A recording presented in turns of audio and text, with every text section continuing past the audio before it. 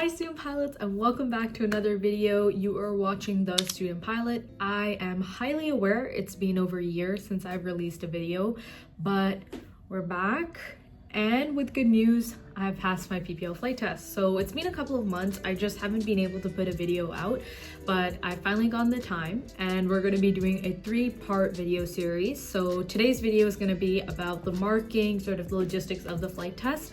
The second video I'll be releasing is about the ground portion of the flight test. I know a lot of you are kind of worried about what questions to expect, what happens if you can't actually even answer a question, what does the ground brief look like, so forth. I think a lot of pilots are most worried about this because it's very much test of your knowledge type deal, and not so much a skill thing.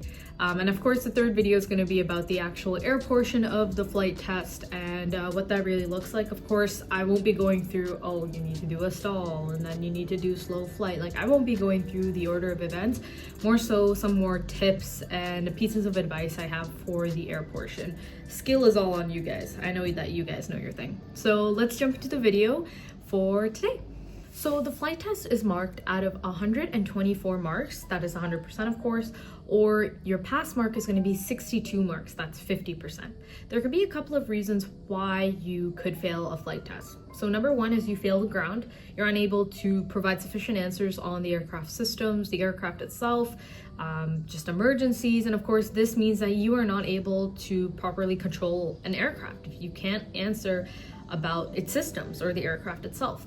Second is that you are unsafe while you're flying. So according to the Transfer Canada website, there's 2 reasons an examiner will stop a test and assess it as 1, and a complete retest is required if the candidate is jeopardizing safety by displaying unsafe or dangerous flying and it's not linked to your proficiency or training, or you demonstrate a pattern of failing to use proper visual scanning for checking for traffic or while performing those visual maneuvers.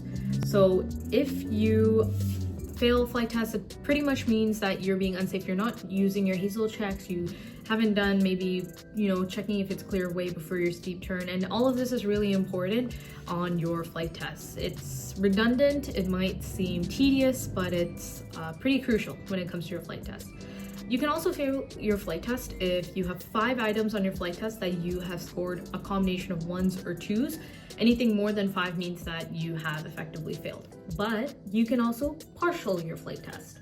So partial flight test would mean that you have no more than 2 failed items or no more than 5 items in a combination of 2 or 1. And on, you are redoing those specific flight test items on another day, on a separate day, which you need a letter of recommendation for again.